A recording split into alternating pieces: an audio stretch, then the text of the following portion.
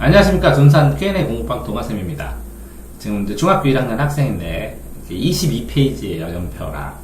그래서 본인이 한 번쯤 정확한 목소리로 읽어보면서 뭐 다 안 읽어도 됩니다. 사냥, 열매 따먹어 동굴 강가물이 지었습니다. 구석기 시대 BC 70만 년 전. 연도는 한 번씩 꼭 얘기해주고. 그래서 누군가가 유튜브로 이렇게 mp3로 들으면 그걸 들으면서 연도도 외우고 내용도 할 수 있겠죠? 네. 뭐 BC 2333년 그죠? 고조선 남만주 요동 일대 청동기 문화 읽었습니다. 환웅부족 단군이 건설한 국가입니다. 시조 우리나라의 시조입니다. 단군 왕검이라고 하시죠. 이렇게 해주세요. 오케이? 네. 자, 처음부터 시작. 먼저 BC 70만 년 전 구석기 시대 뗀석기 사용이라는데요. 먼저 BC가 뭔지 알고 가는 게 좋을 것 같아요.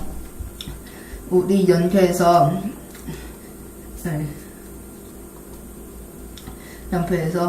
가운데 영년이에요, 이게. 그리고 이 전으로는 저는 기원전, 이게 before Christ라고, 이 영년에 12월 25일, 이게 물론 예수 그리스도가 태어난 날이라고 성탄절로 알려져 있지만, 이게 물론 예수 그리스도가 태어난 날은 모르는데 태양신께 제사를 지낸 날이었다고 하네. 그래서 성탄절이 12월 25일.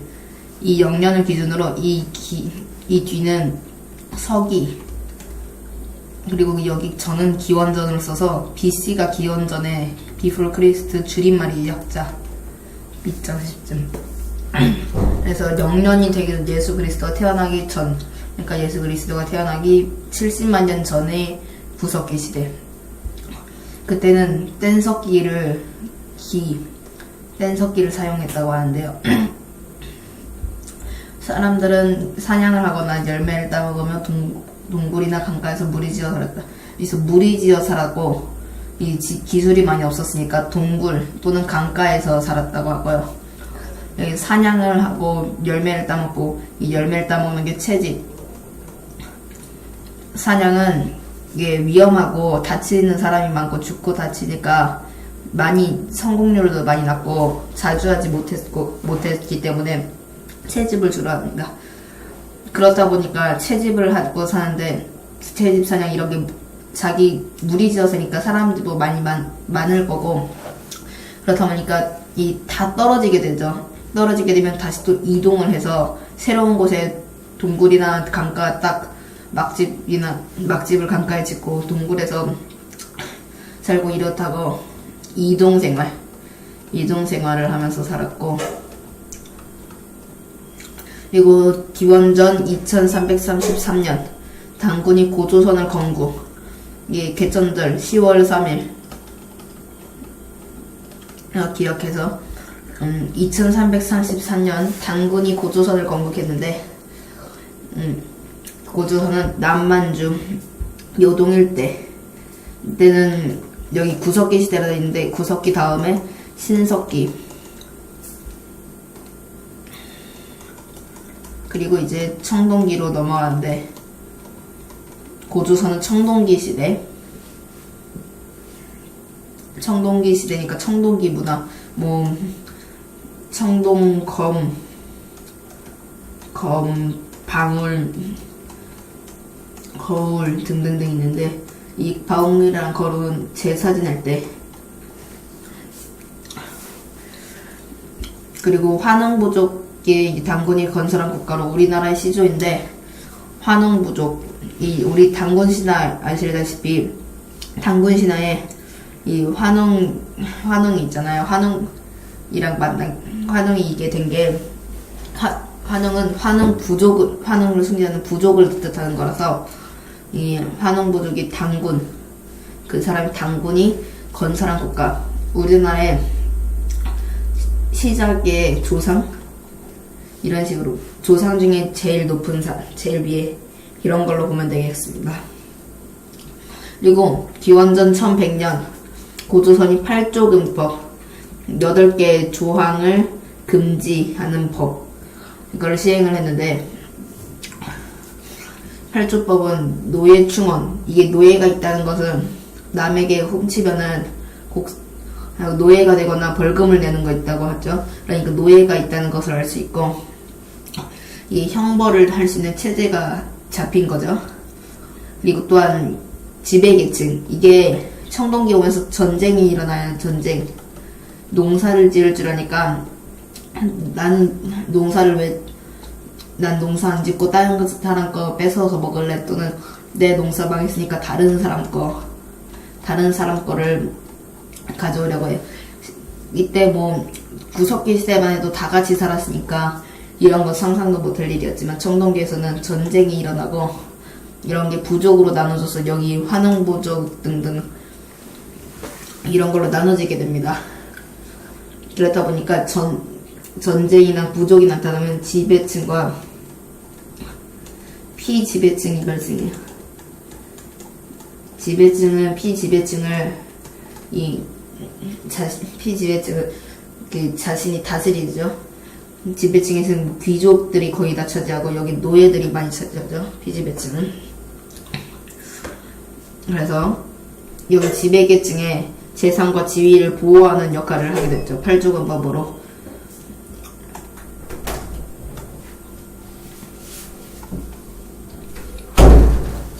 기원전 1000년 청동기 시대. 청동기는 주저하기 쉽게 하는 아연이 포함되어 있는 것으로 보아 시베리아 계열이라고 추정된다. 이건 무슨 뜻인지 잘 모르겠는데, 청동을 만들 때 아연이 같이 포함된다고 하는 것으로 알 수 있을 것 같습니다. 그리고 민무늬 토기, 미사리 구멍 토기, 가락동, 민무늬 토기, 양평리, 붉은간 토기 등이 출토되었다. 그리고 청동검까지. 이거는 그 청동기 시대 유물, 그러니까 고조선 때 유물이라 보면 될 것 같아요.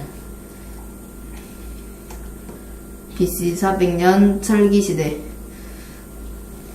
한반도의 철기시대는 초기 철기시대와 후기 철기시대로 나눠진다. 이게 초기 때는 전쟁이, 청동이 철보다 약하니까 청동을 쓰던 부족은 거의 다 이 철기 부족에게 망했다는 걸 알고, 철은 지금까지 유용하게 쓰이고 있습니다. 초기에는 주조된 농기기가 사용되었고, 목각과 목관을 만들어 목관을 사용하던 널무덤이 널리 분포되었다. 옛날에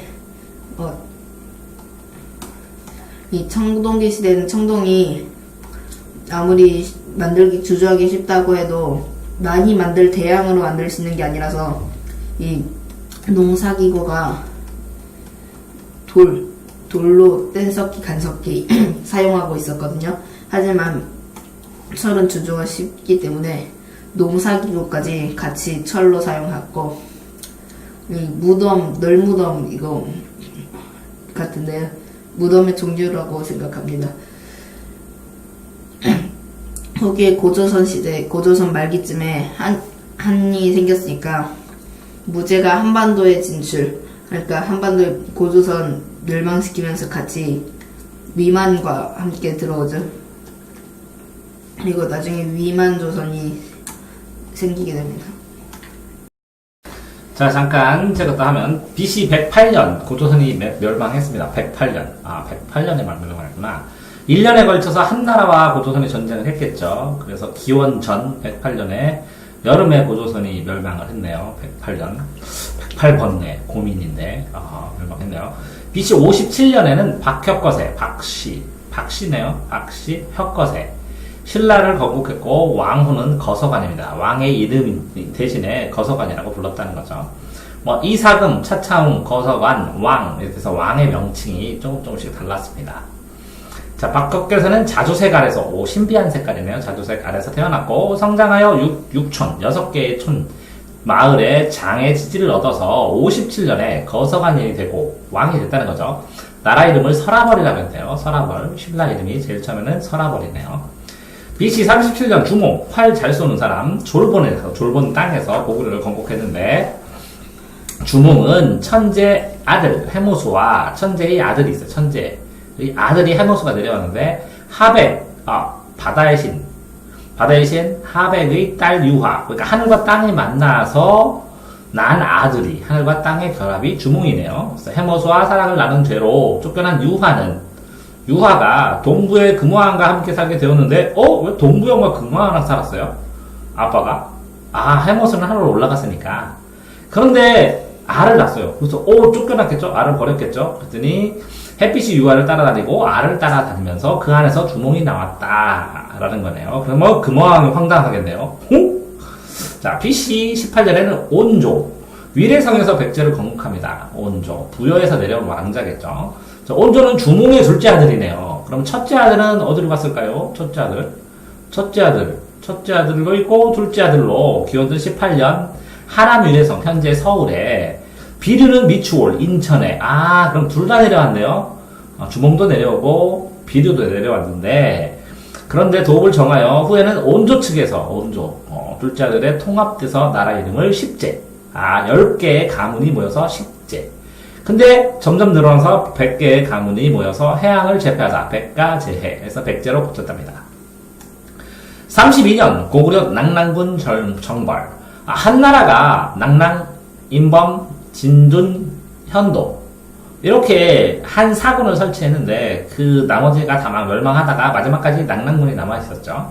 32년 대무신앙 15년에 고구려는 최리가 지배하던 낙랑, 낙랑을 지배하는 성주, 그러니까 호족이 지배자가 최리네요.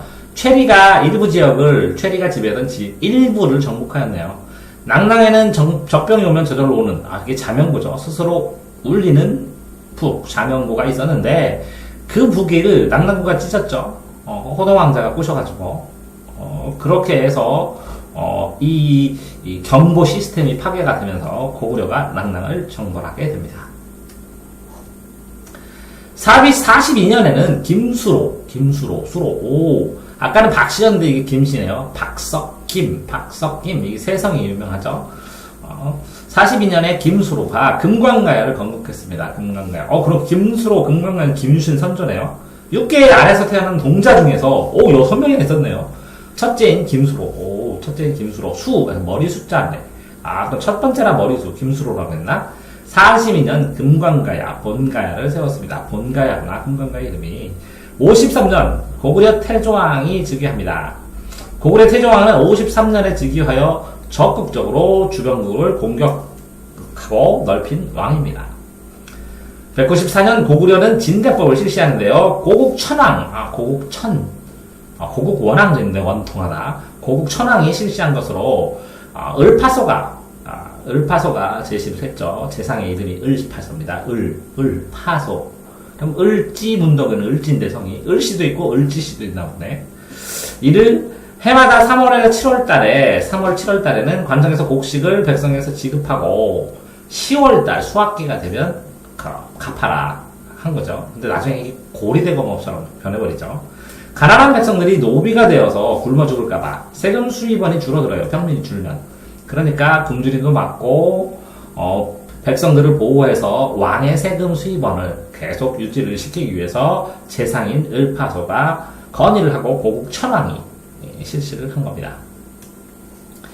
자, 313년에는 미천왕 미천왕이 동쪽으로 갔다 하고 314년에 서양에서는 무슨 명령을 냈는데 동양 서양 표하면 좋은데 백제와 고구려의 합공으로 백제하고 고구려가 합쳐서 낙랑군을 멸망시켰구나. 낙랑군을 멸망을 완전히 시키는데 고구려만 한 게 아니라 백제랑도 연합했구나. 고구려는 진대법 실시, 권력에 집중을 했어요. 왕권을 강화시키고 국가체제를 정비를 해서 낙랑군을 멸망시키고 완전하게 이제 고구려를 정비를 한 거죠. 이 승리로 한반도 중심 지역을 완전하게 장악함으로써 요동 지역까지 이제 영향력을 미칠 수 있고 그런 영향력을 미칠 수 있는 국가의 기반 터전을 마련한 것입니다. 자, 이어서 하시죠. 372년 고구려 불교전에 불교는 이제 이 나라가 나올 때마다 종교는 중요하게 되는데 이 종교가 없기 전에는 이 토속 신앙이나 다른 종교들을 막 믿고 그랬었는데 이제 나라에서 불교를 받아들인 것은 백성이 모두 다 하나의 종교로 통합이 되는 거니까 이 마음도 잘 맞고 이제 백성들은 이 고구려 백성은 이제 다 하나가 돼가지고 이 왕권이 강화가 됐다고 할 수 있습니다.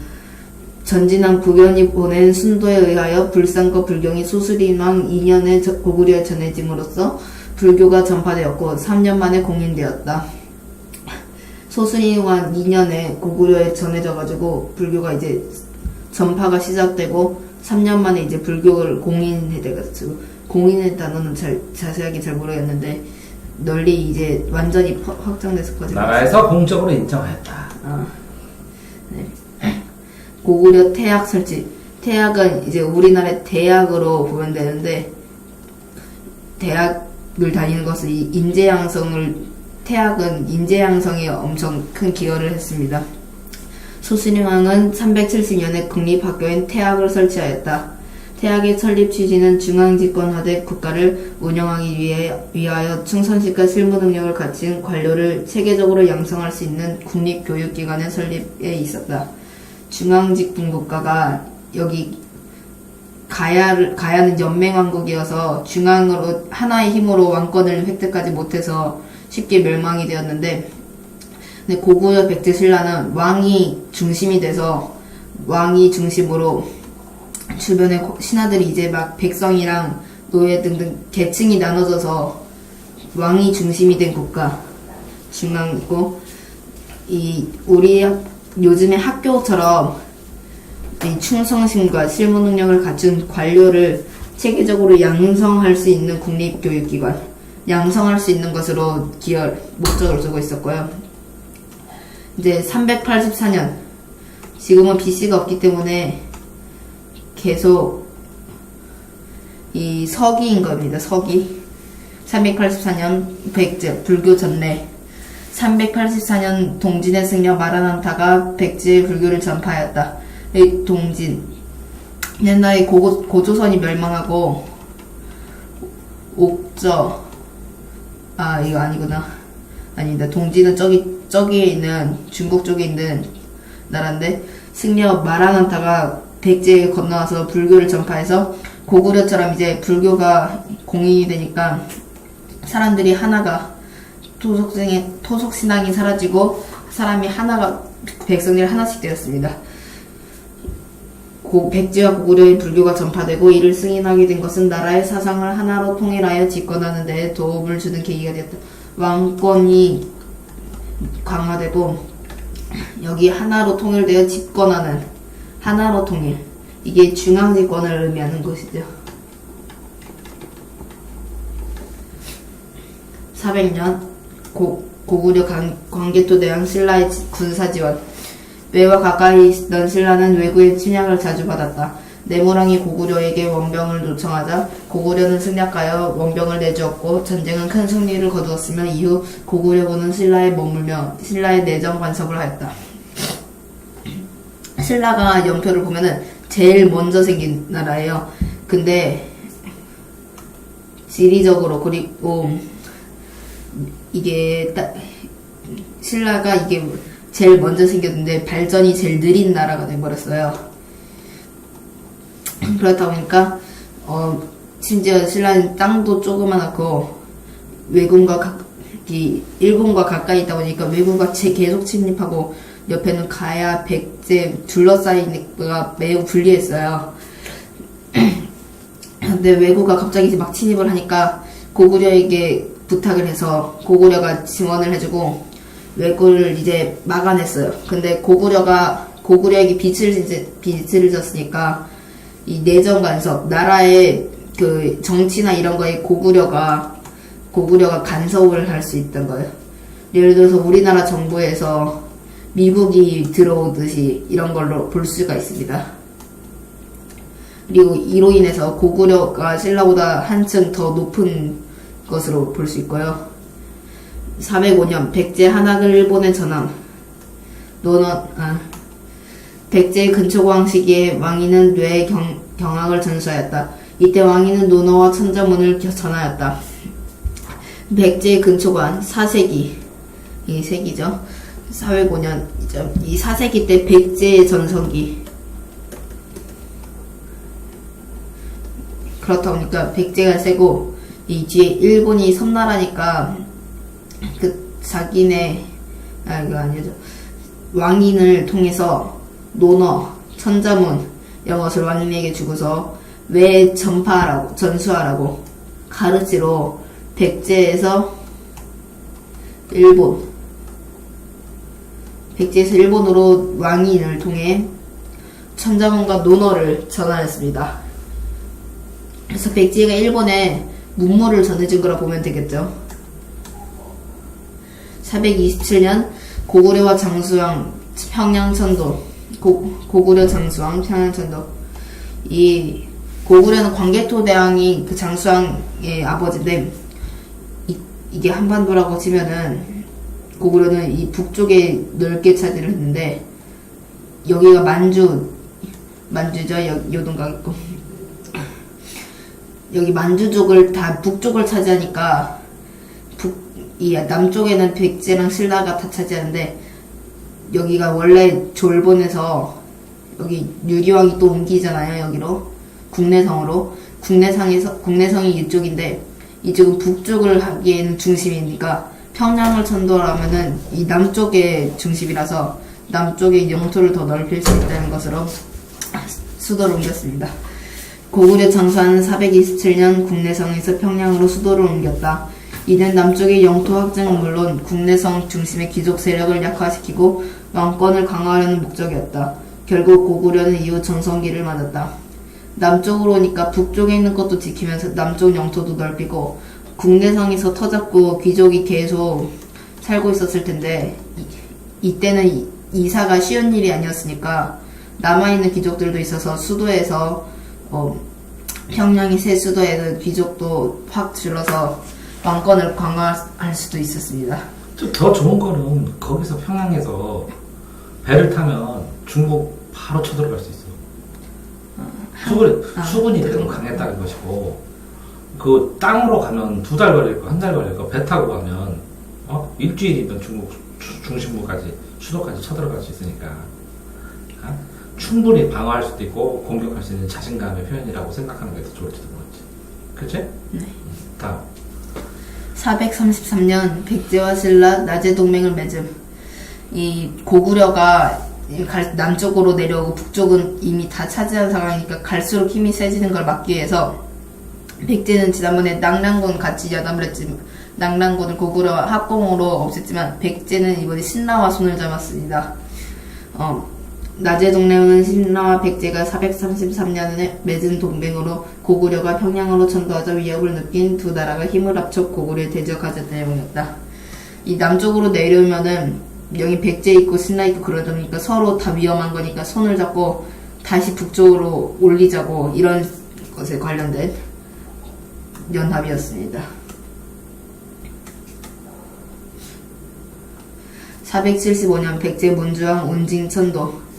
백제가 중국 북위의 고구려 공격을 요청하자 고구려 장수왕은 475년 3만 군대를 보내 수도 한성을 점령하고 계류왕을 죽이는 등 맹공격을 퍼부었다. 이에 신라의 지원을 받아 돌아온 문주왕자는 왕위에 오른 후 웅진으로 수도를 옮겼다. 백제가 중국 북위에 고구려 공격을 요청. 이 북위가 당시만 해도 고구려랑 같이 연합한 좋은 관계를 맺은 나라였는데 백제가 북위에게 고구려를 공격하라니까 거부 반응을 했을 거 아니에요.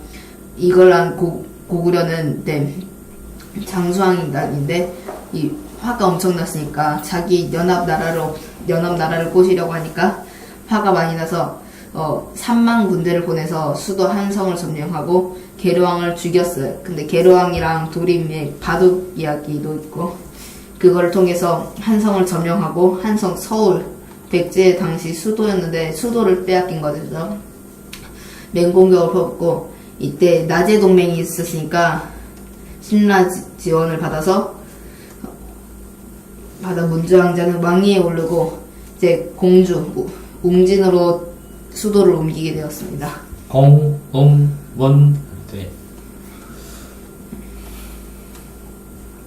부여 도망간 거예요. 공주로 수비하기가 좋아. 494년 부여 고구려에 의해 멸망. 이 부여가 주몽이 부여에서 있다가 빠져나와서 졸본에다가 고구려를 세운 건데, 부여는 이때까지 계속 남아있다가 고구려에게 멸망당해서 고구려는 영토 확장이 북쪽으로 더 강해졌고요. 부여는 기원전 1세기에 건국되어 초기에는 고구려와 대결하고 한과 전쟁을 벌이기도 했지만 큰 성과를 얻지 못하였다. 한나라 고조선 멸망시킨 그 나라와도 함께 싸우고, 고구려가 부여에서 빠져나와서 주몽이 빠져나와서 세운 고구려와도 싸우고, 그러다가 1세기인이니까 300년 정도 있었지만 결국 500년 가까이 있었지만 멸망하고, 502년 신라 우경실시, 우경의 실시로 사람이 쟁기를 끄던 것에 비하여 수십 배의 작업 효율을 올리게 되고 잡초를 제거하는 수작업이 수월해져서 농경의 획기적인 발전을 가져오게 되었다. 이게 소자에다가 농사 경자 실시인데, 이 소로 농사를 짓기 전에는 혼자서 쟁기 가지고서 사람이 이 넓은 밭을 다 이렇게 파내야 됐지만, 이제 소로 이용해서 더 쉽게 이끌고 다닐 수 있게 되었고, 이 시간이 절약되고 잡초를 제거하는 작업이 수월해졌고 농경의 획기적인 발전을 가져오게 되었다. 이 식량이 많아질수록 이때는 이게 세금이었으니까 나라에서는 수입이 엄청난 것이었습니다. 512년 신라 우상국 정벌. 지증한 13년 6월에 신라의 이사부는 우상국을 점령하고 정벌하고 해마다 토산물을 바치게 하였다. 백제가 탐나국을 속국화하는 등 삼국은 이때 주변의 약소국을 정복하는데 박차를 가하였다. 지증왕이 다스리는 13년 6월에 신라 이사부 장군이정 우상국, 독도, 울릉도 이런 곳에서 사던 외구같이 약탈해가는 사람들을 정벌. 이 점령과 정벌은 다른데, 점령은 완전히 자신의 나라로 다스리는 것이고, 정벌은 그냥 한데 보여주는 거예요. 이렇게 하지 말라고 혼내듯이 경고 같은 거라서, 이 세금이 아니라 토산물을 바치게 돼 있어요. 토산물. 그리고 백제가 탐라국을 속국화하는 등 삼국은 이때 주변의 약소국을 정벌하는데 박차를 가야. 그러니까 저기 고조선에서 옥저, 동예 이런 주변 고조선이 멸망하고 생긴 작은 나라들이 삼국이 이때부터 거의 다 점령을 시작해서 모르던 여기 우상국, 탐라 이 제주도 이런 데도 다 점령을 시작한 것입니다. 그래서 거의 다 사라지게 된 것이고, 520년 신라 율령 반포. 신라 버풍왕은 517년 병부를 설치하여 삼국 항쟁을 효율적으로 전개할 수 있는 기구를 마련한 후 520년 율령을 반포하였다. 율령의 반포는 고대 국가 체제 정비를 일단락짓는 의미를 지니며 4세기 동안 이룩하여 온 국력을 버풍왕이 이루어 세계화하였다는 중대한 의미를 갖는다. 율령이 요즘 우리나라 국회에서 제정한 아주 중요한 체계가 잡힌 법이라고 보시면 되는데, 버풍왕이 이 율령을 반포하니까 이름마저 법을 흥하게 한 왕이라고 버풍왕이 되었다 합니다. 병부를 설치해서 이제 삼국 전쟁을 이제 효율적으로 전개를 할 수 있게 뭔가 국가 안보 같은 거를 한 것 같은데요. 병사부. 520년 율령을 반포해서 법을 체계적으로 이제 나라를 좀 더 체계적으로 사람들이 잘 지킬 수 있게 다스리기 시작한 것이고, 율령의 반포는 고대 체제 정비를 일단락짓게 하나로 딱 나눠서 그런 의미를 가지고 4세기 동안 이룩해온 국력을 버풍왕에 이르러서 체계화하였다는 중대한 의의를 갖습니다. 527년 신라 법흥왕 불교 공인 2차돈 순교 527년 법흥왕 때 불교 보급을 주장했던 2차돈이 처형되었는데 젖비피가 용수숨치고 하늘이 어두워지고 땅이 흔들리면서 꽃비가 되었다. 이에 법흥왕은 불교를 공인했다고 한다. 신라는 이때 당시만 해도 다른 나라는 벌써 지금 고구려, 백제 모두 다 불교를 받아들인 상태였는데 신라는 이미 늦게 됐어요. 늦게 527년. 왜냐면은 이 신라는 이 관리들이 왕권의 힘이 너무 약했어요. 그래서 율령을 반포해서 그나마 높아진 상황이었지만 아직 낮았어요. 그렇다 보니까 자신만의 신앙이 가능했어요. 신앙. 귀족들의 토속 신앙이 너무 강하니까 불교가 어려웠어요. 하지만 법흥왕이 자신은 불교를 고민하고 있었대요. 근데 이차돈이라는 사람이 와서 나를 죽이면은 사람들이 모두 불교를 믿게 될 것이라고 자신이 죽을 때 새로운 신기한 일이 일어날 것이라 했는데 그래서 이차돈이 처형이 되고 이 목이 잘리니까 젖비피 하얀 피가 용솟음치고 하얀 피가 솟구고 하늘이 갑자기 어두워지더니 땅이 흔들렸대요. 그리고 꽃비가 내렸다고 하기에 법흥왕은 바로 불교를 인정을 하였고 귀족들도 이제 불교를 공인했다고 합니다. 그 전까지만 해도 귀족들의 반대가 심했다고 합니다. 532년 금관가와 신라의 멸망 대가야를 중심으로 연맹을 이루고 있는 과야 제국의 나라들이 신라 백제에 초양하거나 점령당하는 상황에서 532년 금관가야의 국왕 김구에는 국고의 보물을 가지고 신라에 항복하였다. 가야의 건국 신화 보면 알이 6개 나오잖아요.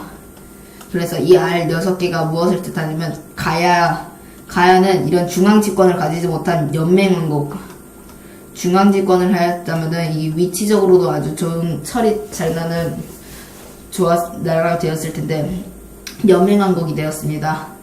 그래서 왕권이 약했어요. 이 알 6개는 대가야, 금관가야, 뭐 많던데요. 가야 6개 이런 거를 뜻하고요. 이 금관가야 처음에는 가야 6개일 때 금관가야의 중심으로 나라가 이어졌는데 금관가야가 많으니까 대가야가 이어서 나라를 운영하기 시작합니다. 그리고 가야가 이 백제가 있고 신라가 있으면은 신라가 이렇게 해서 있으면 여기가 가야이기 때문에 이 재료나 이런 건 좋은데 이 작은 땅이 통합이 되지 못해서 쉽게 멸망했다고 봐야 할 것 같습니다. 538년 백제 성왕 천도는 수도로 옮기다. 국력을 회복한 백제는 요새지가 등진을 벗어나 538년 사비로 수도를 옮기고 나라 이름을 남부여라고 바꿨다. 이때 이 웅지는 고구려에게 쫓겨가지고 뺏겨가지고 도망을 친 거잖아요. 그래서 요새지 완전히 수비용으로 들어간 것인데 이제 나중에 국력을 다시 나제동만 같은 걸로 회복을 하니까 사비로 수도를 옮겨요. 그리고 나라의 이름도 남부여로 다시 새롭게 시작하는 걸로 볼 수 있습니다.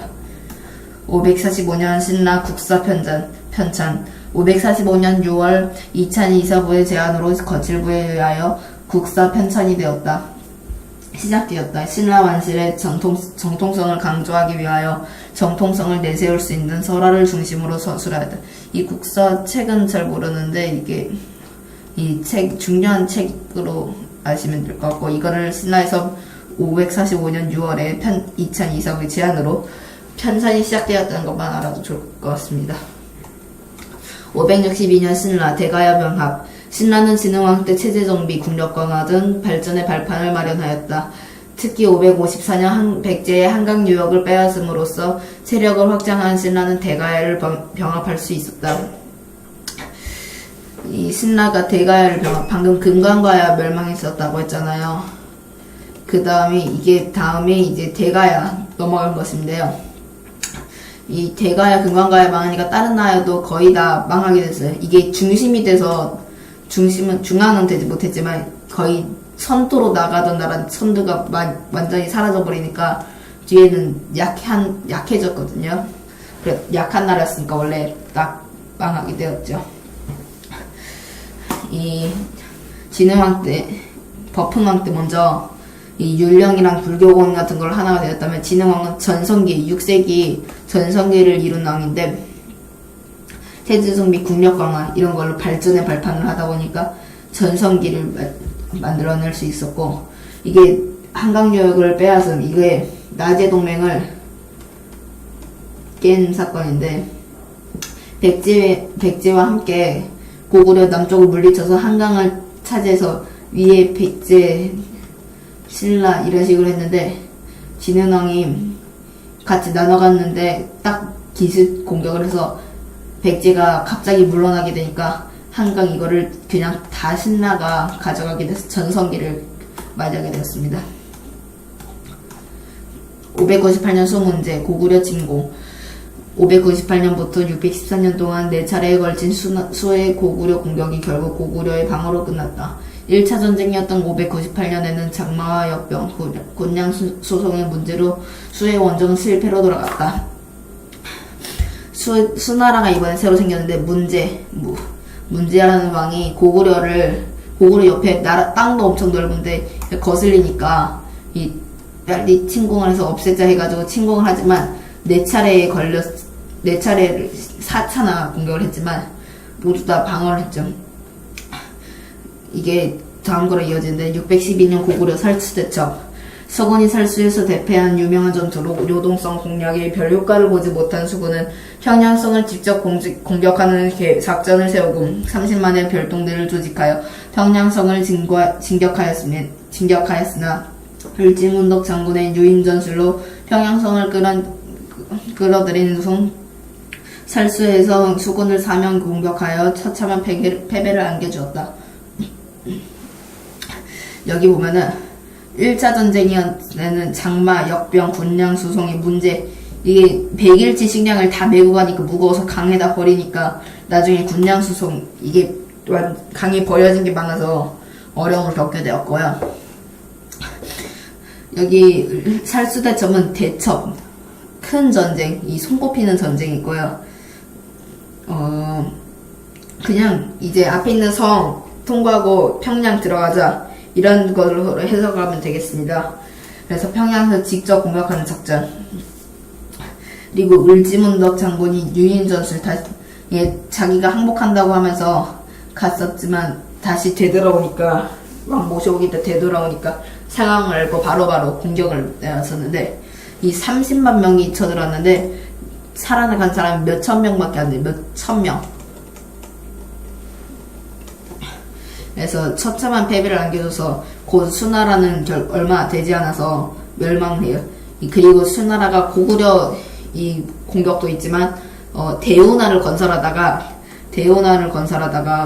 사람들이 완전 화가 많이 났다고 하고요. 대운하 공사에 참석하지 않으려고 팔다리를 일부러 자르는 사람들도 있었다고 합니다. 632년 신라 경주 첨성대 건립 선덕여왕 때 건립된 천문관 색소인 첨성대는 그 구조에 여러가지 의미가 담겨있다. 신라는 그 지배가 좀 신기하게 골품제도 이 뼈골자 그리고 이 상품 같은 품질 이런 걸로 신분이 정해지는데 뼈가 자신의 신분을 나타내면서 왕족인 성골 그리고 그 다음이 진골 귀족 왕족이 근데 성골이 아들이 안 나오고 딸이 있는데 아들이 딱 죽고 막 딸만 계속 나오면은 뒤에 딸이 성덕여왕, 진덕여왕, 진성여왕 등등이 된 거예요. 그래서 신라에는 첫 번째 여왕이 선덕여왕 그 다음에 이제 두품으로 나눠요. 6두품에서 1두품에서 6두품까지 이제는 거의 백성과 노예 계층으로 나눠지 노예는 이제 두품도 아니에요. 그냥 아예 자체가 없는 거예요.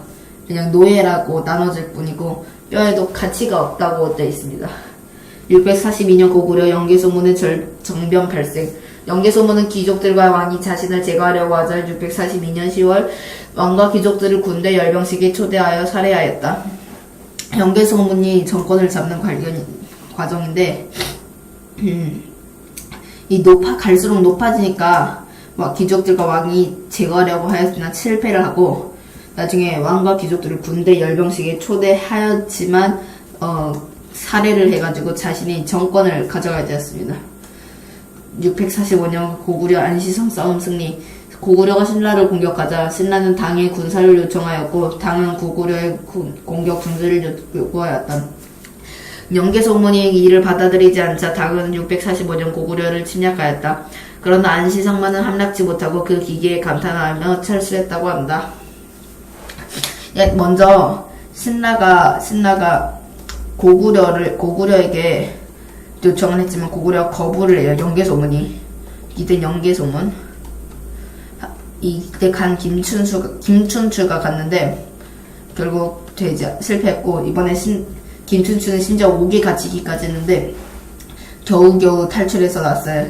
신라가 이번에는 당에게 요청을 해요. 김춘추. 다시 한 번 더 가서 선덕여왕 때 이 골풍제도로 나라 이게 약했어요. 이 왕권이. 그래서 땅이 엄청 쪼만해지고 완전 멸망할 위기였는데 당에게 요청을 해서 당이 고구려의 공격 중지를 요구. 근데 영계소문이 안 받아들여요. 안 받아들이고 당이 고구려를 침략하였으나 안시성만 함락지 못했어요. 나중에는 이 당나라가 흑산을 쌓았는데 흑산의 일부가 무너지자마자 바로 성문을 열고 튀어나와서 그 군사들을 다 없앴다고 하면서 당나라가 철수할 때 이 비단이랑 이런 것도 줬다고 하고요. 나가면서 안시성 성주가 인사를 했다고 하네요.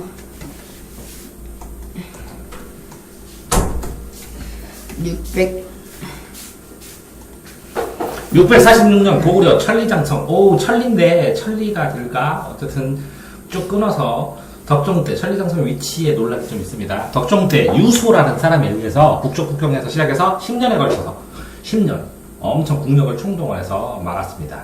연결된 성벽이 거의 1,000여리에 달하고 성벽의 두께와 높이는 각각 25초, 구척장신이 2m 정도 되니까 여러분 되게 두껍네요. 그러니까 4m가 넘겠네요. 4.5m. 660년 백제 멸망했습니다. 백제 의자왕 되게 똑똑했는데 막판에 이상하게 변했다고 하는데 자세히 알고 싶게 하죠. 660년 신라와 당의 연합군에 의해서 급습을 해가지고 그 귀족들이 협조를 별로 안 하니까 그 중앙이 망하니까 저절로 나라가 와해가 돼버렸습니다. 7월 18일날 공격이 있은 지 열흘이 못 돼서 백제는 항복을 했죠. 괴백이 결사대를 가지고 가는데 당했으니까 백제 건국 678년 만에 660년에 멸망했습니다. 668년 고구려도 멸망했습니다. 8년 동안에 무슨 일이 있었죠? 백제가 멸망하고 고구려가 당이 공격을 하니까 버텼는데 내분에 의해서 668년에 내분 안에서 자기들끼리 싸워서 자중질환이 일어나서 평양성이 함락됩니다. 고구려의 내부 분열은요 힘이 약해지는데 연계소문이 666 신기하다. 연계소문이 소리소문 없이 사망하는 소문이 착 퍼지자 구심점을 잃어버리고 중심이 없어지니까 요동성이 함락되고 668년 2년도 안 돼서 평양성이 함락되면서 마지막 왕이 보장왕이 왕위를 보장 못하고 백기를 들고 말았습니다.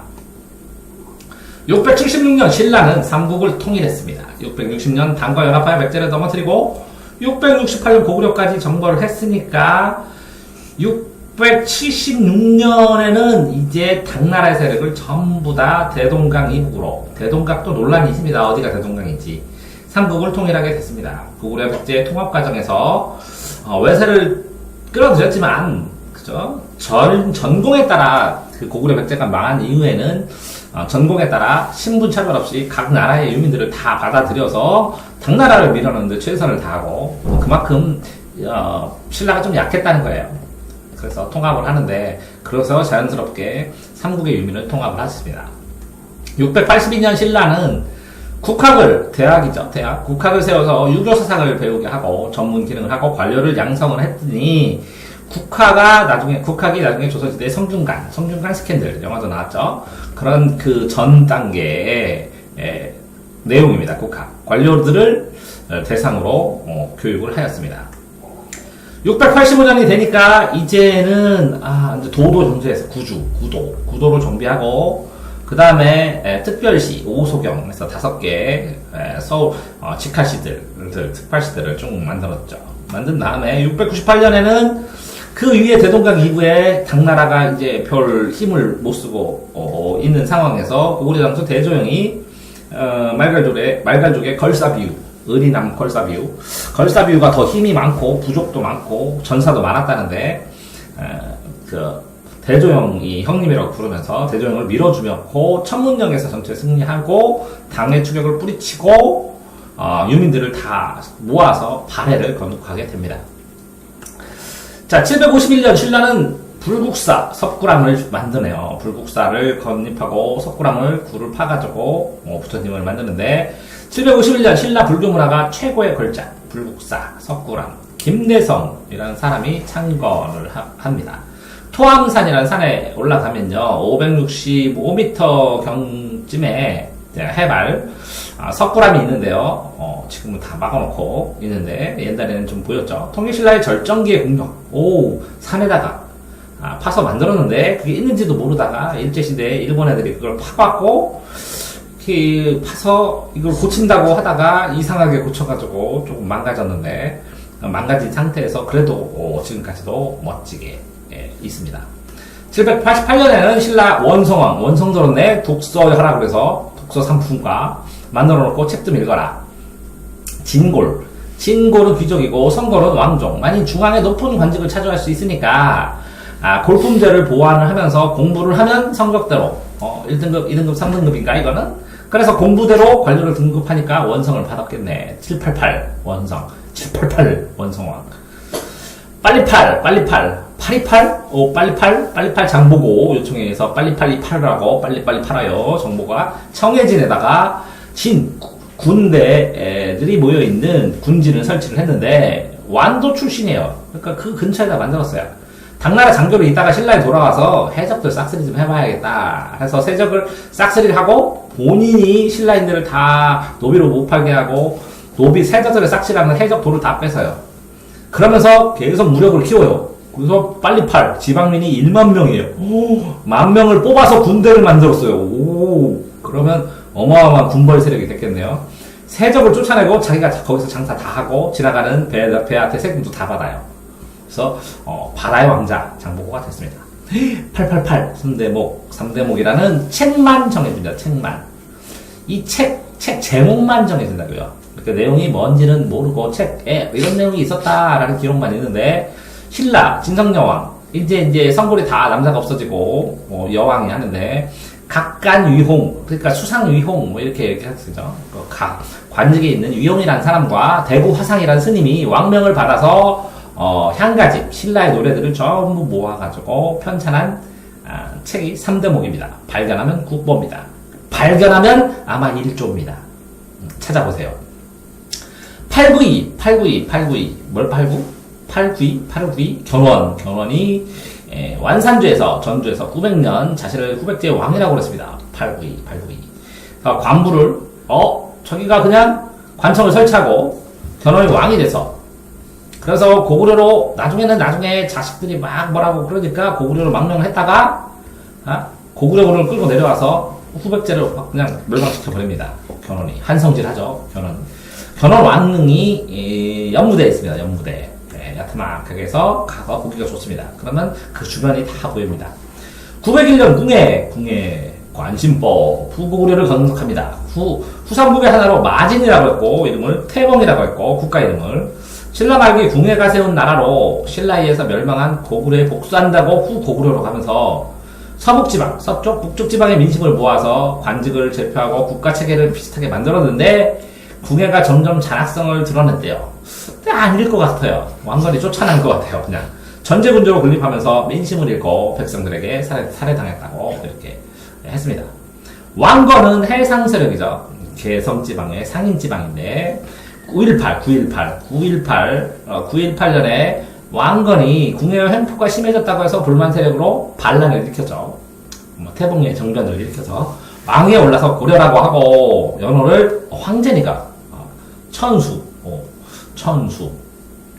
연호는 뭐냐면 황제가 되면 천수 1년, 천수 2년 이렇게 부르는 겁니다. 연도를 부르는 이름이고 926년 발해가 거란에 의해서 거란이 침입해서 멸망을 합니다. 말갈족, 거란족, 여진족 전부 다 이게 동이족일 수도 있는데 왜? 중국은 아니니까. 천리장성, 만리장성 이북에는 전부 다 동이족일 수 있는데 국사를 다시 써야죠. 그렇게 생각하면. 어쨌든 영토를 확장하기 시작한 거란이 926년에 정복하고 926년 916 부여성이 정복되고 호란성도 정복되고 그죠? 여기 보면 상경 위에 그 다음에 가운데 밑에는 남경, 동경, 서경 그 다음에 중경인가요? 이렇게 원래는 동서남북 해야 되는데 북경이 아니라 상경이죠. 상경이 포위된 지 3일 만에 발해는 멸망하고 말합시다. 3일밖에 못 버텼나? 어휴. 자, 935년 우사모 신라가 경순왕이 어이구 우리는 나라를 사실 힘이 없으니까 알아서 하십시오 하고 갖다 바치네요. 경순왕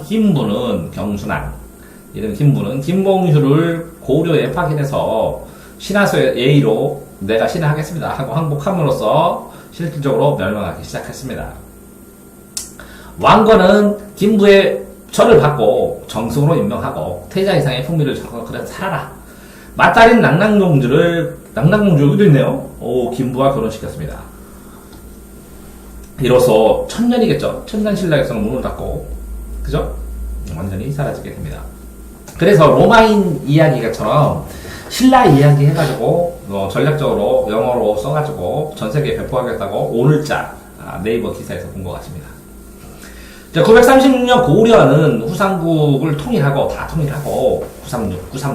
936이네요. 936에 후삼국을 통일하고 조금 지나서 이제 통일을 한 있으면 이제 나라를 튼튼해야죠. 956년에 귀족들의 노비를 이게 왜 강제로 얘를 노비로 만들었어? 하면서 양민으로 풀어주죠. 노비를 본래 신분으로. 그게 노비 안건법입니다.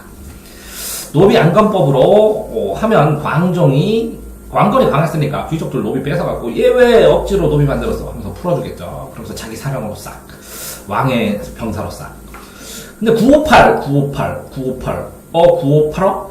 과거제도 과거제도 후주라는 중국에서 나라에서 쌍기의 건의에 따라서 과거제를 실시하면 과거를 실시한 지방에 있는 귀족들이 중앙에 와서 왕한테 협조를 하면서 과거를 통해서 온 관리들이 협조를 하면서 왕권이 강화가 되겠죠. 그래서 과거제를 실시합니다. 과거제 말고 뭐 있었냐? 음서로 했어요. 음서. 높은 관직 자들을 그냥 데려다가 그냥 바로 관직 주고 그랬으니까 높은 귀족들이 계속 힘만 생기니까 왕이 뽑고 싶었던 거죠. 976년 전시과입니다. 전지와 시지가 있습니다. 전토는 밭이고 시지는 땔감 하는 겁니다. 그래서 나무꾼이 시지에 들어가죠. 나무를 캐다가 팔고 세금을 주죠. 고려시대에 문무백관, 무예하고 문장하는 사람들, 한인, 보통 사람, 한인, 저거는 양인이 한인입니다. 한인전, 양인. 한인에 이르기까지 국가 관직에 복무했거나 직역에 부담하는 자들이 그 지위에 따라서 땅과 땔감을 얻을 수 있는 산을 지급하는 토지제도가 전시과입니다. 전시과. 그래서 나중에 전시과는 개성정치과, 경정정치과 이렇게 해서 잘 변하죠. 983에는 전국에 12종, 98312, 98312, 전국에 12목, 12도를 설치한 거죠. 12도. 그래서 지방간 목사를 파괴합니다. 12개의 요지, 양주, 광주, 이렇게, 목사가 원님, 수령님, 사도, 이런 겁니다. 지방간 목사를 파견하는 직업입니다. 992, 국자감입니다. 992 국자감은 대학이죠. 그래서 고려시대 최고 교육기관으로 중국 수나라에서 참 청취됐는데 어쨌든 태주에서 경학, 사서삼경 같은 거 배우게 국자감으로 계층하면서 경학을 국자감으로 계층했네요. 하면서 대학을 설립했고요. 거론중보는 고려시대 돈이죠. 중보. 주조는 쇠를 녹여갖고 넣어서 만드는 거니까 돈이죠.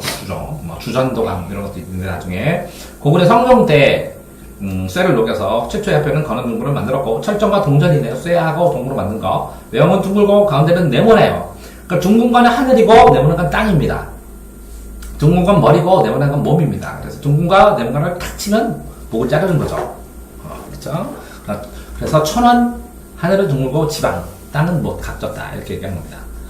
자, 1010년에 거란 2차 침입이 있습니다. 1차, 2차, 3차 침입까지 있었죠. 어쨌든 1010년에 강조의 정교를 문제 삼아서 강조가 별난 요청인데 거란군이 침입했죠. 그래서 어쨌든 어떻게 화친을 맺고 잘할까 하고 돌아가고 그랬죠. 19년에 10년에 치렀는데 19년에 3차 침입인가? 1, 2차에 대비해서 3차죠. 19년. 오 1019 이때 귀준의 첩대 귀주 강귀죠. 강귀 강감찬이 30만원 그죠? 여기 1차는 994년에 1차 1010년에 2차 1018년 몇 년이에요? 이거 7년 만에 쳐들어왔고 8년 만에 쳐들어왔고 그죠? 7년 8년 소배합이 이끄는 10만 대군이 쳐들어왔는데 강감찬이 귀주에서 물리쳐버리죠. 1033년 북경 쪽에 천리장성을 또 쌓기 시작하네요. 천리장성. 자, 1033년 거란의 공격을 받고 초기에 여진을 물리치고 성들을 쌓는 거를 쭉 이어서 성벽. 봐요. 천리장성은 압록강 입구부터잖아요. 엄청나네. 일천리. 주르륵. 자, 1055년엔 최충, 문헌공도 최충. 이게 뭐냐면 사교육 선생님, 사학, 최충. 최충이 이끄는 학원 재벌들, 문헌공도. 학원의 제자들이 개경을 중심으로 12개의 학원을 체인점을 만들었네요. 그래서 성왕을 이루었습니다. 자, 다음. 자, 1086년 의천이 속장경은 대장경인데, 장경은 부처님 말씀이죠. 그걸 연속해서 다음에 또 만들었다는 거죠. 고려 문종은 현종 때 만들어진 대장경을, 문종이 현종 때 만들었던 대장경을 다시 연속해서 속장경. 승려 의천이 지휘했네요. 90년에서 1100년이니까 10년 동안 그래서 여러 가지를 묶어서 간행을 했는데 잘 만들었는데 불타버렸습니다. 저걸 찾으면 또 문화재입니다. 국보입니다. 자, 1990년 주전도가 쩐의 전쟁, 돈입니다. 도감은 관청이라는 뜻입니다. 고구려 때 주전도감을 맡았던 감청인데 철전을 만들어서 사용하다가 좀 일반 백성이 사용할 수 없어 불편하죠. 그러면 보관과 우멸이 편리한 금속 화폐를 빨리 만들어야겠다. 철저는 좀 만들긴 했는데 그죠? 많이 만들지 못했나 보네요. 1102년에 해동통보, 주조, 통지네요. 동전, 한국 처음 하는 엽전 열전량, 해동통보네. 해동은 한국이라는 뜻입니다. 한국, 조선, 바다 동쪽에 있는 나라, 통보. 자, 윤관이 1107년에 윤관이 여진정벌하고 구성을 만듭니다.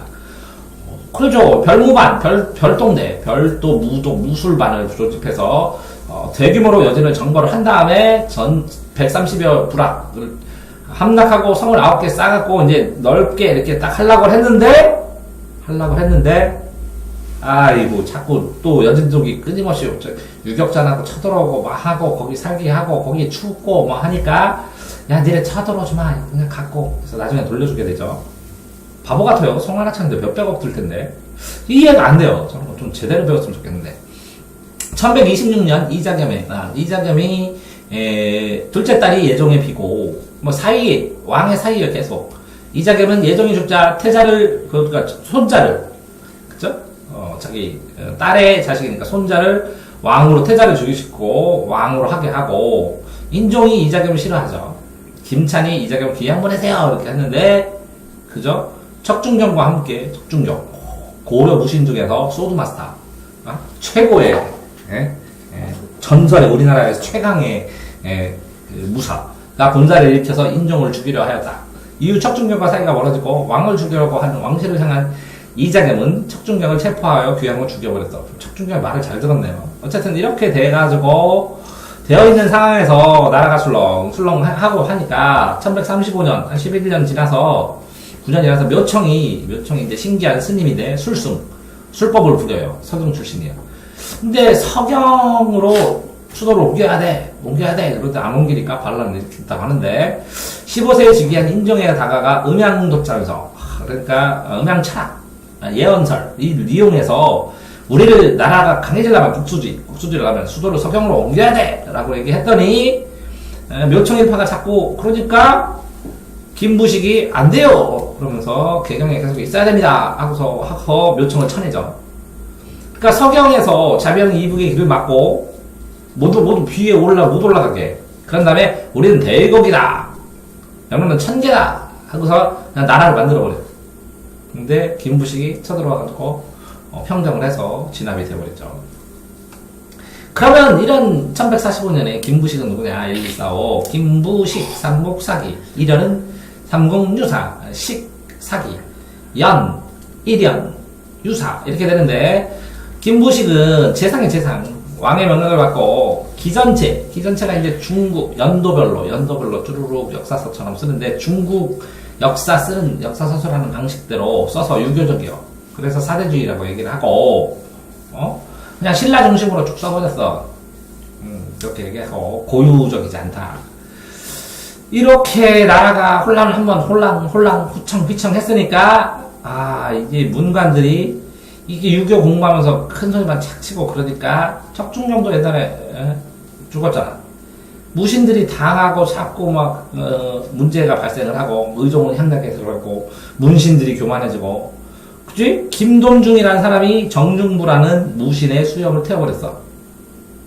이송이 늙은 장군인데 젊은 문신한테 뺨을 맞았어요. 열받아서 정중부가 이방, 이고, 이런 애들과 함께 문신들을 다 죽여버린 다음에 의종도 패하고, 태자도 패하고, 그래서 왕을 명종을 세운 다음에 자기가 독재 정권을 해버린 겁니다.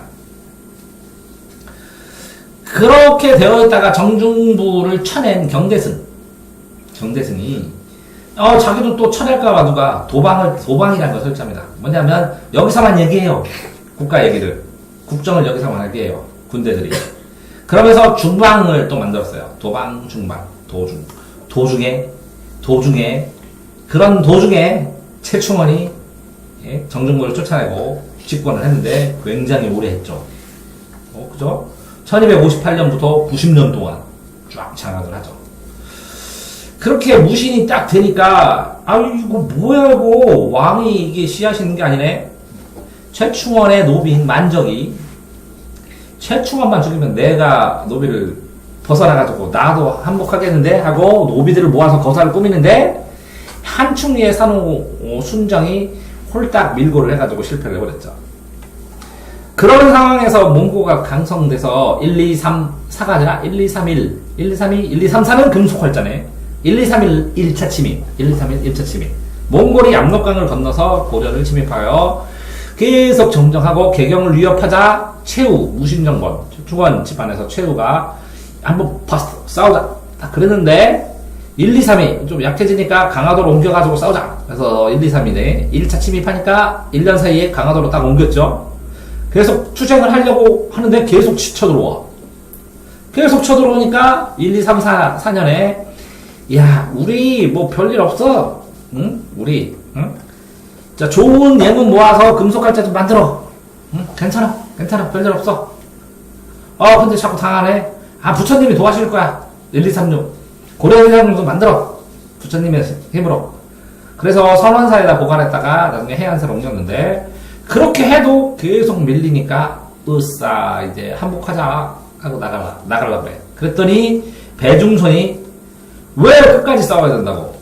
그래서 1270년에 개경으로 다 돌아갔는데 안 돼. 그래서 완도에도 싸우고 제주도도 싸우고 이렇게 계속 싸웠지. 그래서 그러니까 항목 유적지가 완도에도 있고 제주도에도 있고 그렇지. 자, 그러면 1285년 70년 되고 그러면 이제 자꾸 나라가 휘청휘청하니까 나라의 그 자주성이 자꾸 흔들리잖아.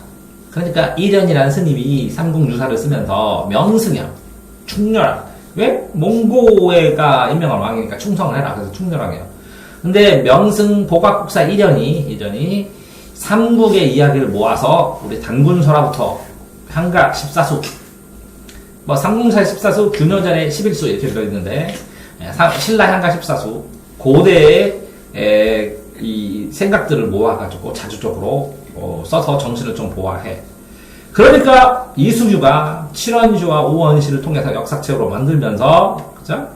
쭈루룩. 중국도 쭉 쓰고 학원은 우리나라 역사를 쓰면서 우리나라도 당당하게 역사있다. 이렇게 제왕기에서 당당한 역사를 밝히고 그렇게 했지만 이제 시대는 유학의 시대라고 안양이 국학의 서막전이란 유경재단 사람들 돌보는 돈으로 섬으로 한 섬 한 섬 쌀로 학문 하는 장학금 재단 만들고 국학 대성전 하면서 공자를 쫙 모시면서 집을 딱 짓고 유학의 풍을 완전히 이제 뿌리를 내리고 풍기군수인 주세북이라는 사람이 백운동 학원, 백운동 서원을 지어주면서 안양이 참 훌륭한 일을 했다 유학에 하고 백운동 서원을 건립하는 거 조선 중종 때 그거에 씨앗이 된 거야. 그러니까 어쨌든 책을 읽는 붐이 일어나니까 1314년에 만권당위를 설치했어 충천왕이. 그래서 독서 좀 해라. 학문과 예술을 해라. 한 거고 1342년에 이재헌이 여공이에요. 여공 패설은 뭐 설화 이야기 수필집처럼. 그래서 되게 다양한 이야기 전집 후집 수비외 이문 기사 경전 인물 시와 성 여러 가지 비평들을 만들고. 근데 어쨌든 정치를 해야 되잖아, 그지? 그래서 1347년에 정치관청을 만들고 우정숭 왕후가 원나라 지원 이제 원나라 행패가 그게 다른 거지. 기왕후의 친척이지. 기산만이 옥에서 죽고 정동에서 원나라가 우리나라 관리하려고 만든 거 이문서에서 활동을 제약하다가 2년 만에 나중에는 없어지고 그랬죠. 근데 뭐 원나라도 말기가 있겠죠. 먼저 홍건적 붉은 쫙 두르고 발언을 했다가 나중에 나라를 송으로 하고 요동을 장악하고 그죠? 이렇게 그러니까 송나라에 쫓겨가지고 몽고 그 잔병들이 고려 쪽으로 넘어오는 거야. 서경도 넘어오고. 그러니까 최영이라는 이성계라는 장군이 강해지게 성장하게 될 배경이 되는 거야. 그래서 이성계는 요동지방에 거의 있었고 최영은 중앙에 있었는데 최영은 늙은 무관이고 이성계는 젊은 무관이야. 그래서 이름을 쌓아나갔어. 이 사이에 어쨌든 백성들은 살아야 되니까 1364년 문익점이 원에서 목가십을 가져왔다고 부뚜껑으로 몰래 갖다 줬다 그러는데 영화인지 실화인지 모르겠어. 어쨌든 1376년에는 최영이 왜구를 토벌했어. 위에도 아래도 왔다 갔다 그지? 전국을 커버하는 장군이 최영이지. 양광정초 북쪽에 도순문사 휘하에 있었는데 수차례 왜구를 토벌하고 그지? 우달치라고 승전했다가 조일실의 날을 경제하고 호군도 오르고 외구 3단 지방을 싹쓸이 한 다음에 원수가 당하니까 지가 가가지고 황산에서 대패를 하니까 점점 관직이 올라가서 승전을 하니까 유명해진 거지. 그지? 최무선, 최고 무의 무술 선이다. 건의로 화통도가 화양 관청을 만들어. 그래서 화포를 개발을 해. 그래서 원이 멸망하면서 화약 제조 기술자가 이렇게 넘어왔겠지, 그지? 그래서 개량해서 왜구를 물리쳤고. 1377년에는 1377 직지, 청주 직지. 1377년에는 경한이 부처와 조사의 개송, 그러니까 이제 읊는 소리, 불법. 그러니까 참선의 요체를 깨는 데 필요한 내용을 뽑아서 상하로 해서 백운화상 초록 불조 직지심제걸. 백운이라는 화상이 스님이 초록 처음으로 썼어. 그지? 부처에 대해서, 그지? 직지, 마음의 요약된 절개. 그렇죠. 백운화상 초록 불조 직지심체요절이에요. 이렇게 만들어서 청주 흥덕사에서 금속활자로 찍어내서 초관본이 되고 세계에서 가장 오래된 무산이라고 했고. 이렇게 되는 상황에서 이제 최영도 있지만 이성계가 북쪽에서 계속 싸우지. 근데 그러면서 뭐가 생겨? 명이 생기지, 명이. 그러면서 명청시대로 들어가는 거야, 중국은. 그래서 명나라가 천령 이부 국서시기 때, 그러니까 막기에 가다가 여러 가지 이유를 들어서 이 고려가 이대로 되면 안 될 것 같다고 해서 위화도에서 회군 군대를 돌려서 와가지고 조선을 만들어버리지. 그치? 자, 다시 1388부터 다시 찍어야지, 이거 조선. 자, 1388부터 시작.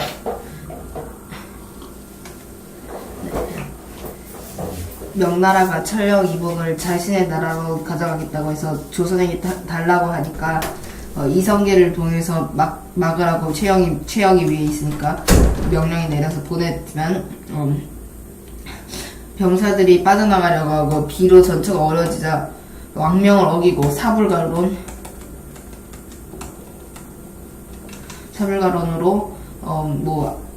이 더우면 전염병, 활의 악유가 높고 홍수 등등등 우리가 가능성이 없고 사이즈가 너무 이게 명나라 이만한 조선은 요만하니까 이게 승산이 없다고 하면서 말머리를 돌려서 개경으로 돌아와서 정권을 장악하는 것이 이를 위화도 해군이라고 합니다.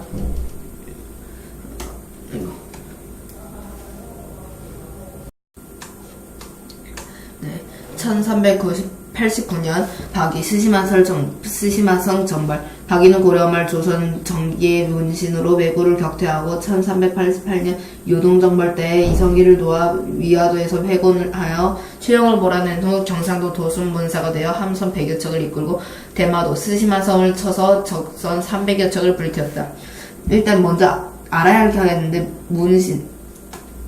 문신이에요. 지금 이게 문신이 아니에요. 이제 여기 전에 나온 융관, 여진족 토벌한 융관, 그리고 서희의 단판, 거란치 때, 그리고 한 명, 강감찬 모두 문관이에요. 무관이 아니에요. 이거 알아놔야 돼요. 문관. 그래서 무덤 보면은 무관이 밑에 있고 계단에 오면은 여기 문관이 있어서 문관이 더 높다는 의미를 하니까 여기 강감찬, 서희, 윤관 모두 다 문관이라는 걸 알아놔야 돼요. 그리고 박이는 문신으로 왜구를 격퇴, 이성계를 둬서 위화도 회관을 최영 몰아내고 경상도 도순문사가 되었습니다. 이 관직이고 함선 100여 척으로 대마도 300여 척 없애기. 1392년 고려 멸망 조선건국 1392 이성계가 왕이 오름으로써 이 위화도 해군이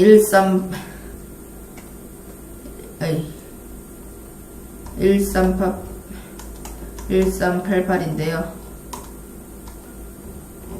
네, 88인데요. 4년 뒤에 이성계가 이 조선을 정도전과 함께 이때 이자도 해군 때 이성계가 있었던 것은 신흥 무인세요. 그리고 여기 정도전은 신진사대보. 그리고 이거는 급진개혁랑 온건이랑 나눠지는데 여기는 조선을 새로운 나라 이거는 고려지만 개혁된 고려개혁 이렇게 하시면 되는데 여긴 정몽주가 대표고 여기는 정도전이 대표인데 여기 급진이 이방원 여기 이성계 둘째 아들 이방원이 정몽주를 없애요. 그러니까 여긴 완전히 사라져버리니까 이 급진개혁파 조선이 새로 생긴 거예요.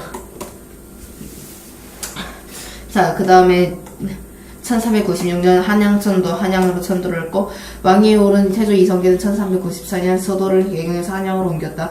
이는 한양이 풍수지리학성을 명당임을 고려하여 고려말의 혼란기를 수습하고 민심을 안정시키려 한 것이다. 조선 세운 지 4년 만에 사라지고 일단 고려 수도가 개경이었잖아요. 근데 한양은 제2의 수도 이런 역할을 하고 있었기 때문에 그리고 계속 개경이 있다 보면은 처음에 개경이 수도였는데 고려 생각나니까 옮겨서 한양으로 1401년 신문고 설치 1401년 태종이 신문고를 설치해서 백성이 억울한 일이 일어나면은 신문고를 울리면은 이제 억울함을 호소할 수 있는 것으로 만들어냈고 신문고를 만들어냈고 1402년에 호패법 그러니까 우리나라의 주민등록증을 이제 만들어내서 신분이 높을수록 이게 질도 좋아지고 적을 쓰는 게 그냥 이름만 적을 수 있을 정도로 낮아지는데 신분이 낮을수록 질도 별로 안 좋고 주소까지 자세하게 다 적어야 한다고 합니다. 1400년 때 태종이 만들어낸 것이고 1403년 주자수 설치 조선시대 활자 이게 특유 활자인데 승정원 일기 있고 예문관 대지학 이직 예술 이런 거 같고 총재민 무질 지신사 박성병 우대현 그러니까 박성명 우대현 민무질 이직 같은 사람이 이 시대 이용 이게 아니라 등으로 활자를 만들어서 이것이 최초의 금속활자인 개미자 조선 최초의 금속활자 개미자 이게 글자체가 좋다고 하더라고요. 팔도 지방행정조직 완성 태조실록을 편찬하였는데 태조실록은 조선 왕조의 개창자 태조의 제위 태조실록 이 조선 왕조실록이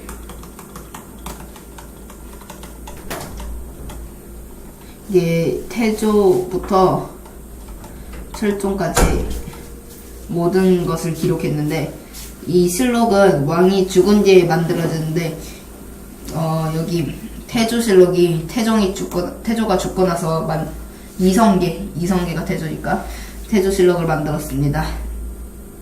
6년간의 역사를 기록한 책으로 세세하게 다 찍었고 원래 제목은 태조 감론대왕실록으로 돼 있고 1409년부터 1413년까지 만들었다고 하는데 내용이 복잡하고 잘못된 것이 있어 수정하여 1442년에 만들었다.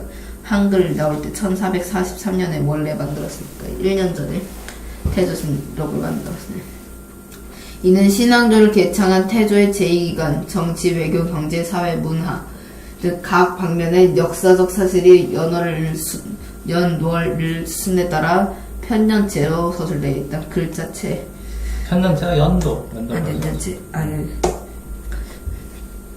1420년 집현전 설치 집현전은 1420년 유교적 제도를 확립하기 위해 설치된 연구기관이다. 집현전 학자들에게는 휴가를 제공하는 등의 특권을 제공하여 학문에 전념할 수 있도록 함으로써 훈민정음 창제와 같은 업적을 남겼다. 집현전 그냥 독서실 같은데 공부방 이 관리들의 열심히 공부하기 좋은 마이너스 여기서 새로운 것도 많이 나왔고 고려사가 편찬됐는데 고려사는 조선 초기 김종서, 정인지 등이 세종의 교지를 받아 고려시대 역사책인데 이게 세종이 마음에 안 든다 계속 수정하라 하니까 세종이 죽은 1년 뒤에 문종 1년 때 나왔대요. 1429년 정초 농사직설 편찬 조선 전기 농사에 관한 기술을 학설한 가장 오래된 녹법서로 모판본으로 돼 있으면 1책이다. 1429년 간행된 것으로 세종이 정초 변효문에게 명하여 국내 설정에 맞게 만든 것이다. 그 전에는 명나라 따르니까 중국 거를 따르니까 우리나라에 잘 안 맞아서 우리나라 농사법 만들었어. 농사직설 조선 거에 맞게 만들어낸 건데 금속활자가 아닌 목판본이고 이게 1책이고 이게 무슨 뜻이냐면은 예를 들어서 10권이 있고 책 10권에 한 권마다 7개의 단원이 있으면은 70단원인데 조선시대에서는 이거를 이 10권을 10책으로 표시를 하고 70권으로 표시를 한다고 하더라고요. 종자와 토양 다루기, 각종 작물 재배법을 등을 서술해왔고 우리나라 최초로 만들어진 자주적 농법서라는 점에서 농업기술의 변천사를 살피는 데 좋은 자료이다. 종자와 토양 다루기, 각종 작물 재배법 등 농사에 이로운 것들을 다 정리해서 적어놓은 것이.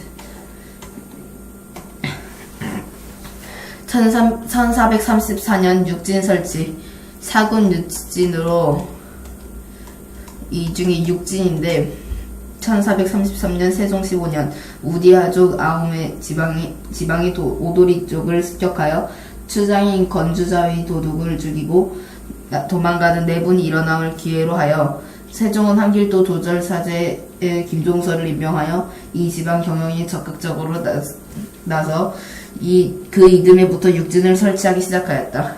여기 여진 쪽 부족 같은 데를 막 지금 정신이 없을 때 빨리 기회로 삼아가지고 쫓아내가지고 이 한반도가 이렇게 있으면은 신라 때는 여기, 고려 때는 여기, 조선 때 이제 육진까지 하니까 이렇게 우리나라 현재 한반도의 모습을 찾을 수 있게 사곤까지 더하면은 찾을 수 있게 되었습니다.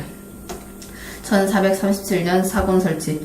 1437년 야인의 침입이 잦은 여영군 동쪽 압록강 연안에 상무로보에 무창현을 두었다가 1440년에 이를 무창군으로 개편하였다. 또한 1443년에는 여영군과 자성군의 중간 시점인 오예군을 설치함으로써 사군의 설치를 완료해.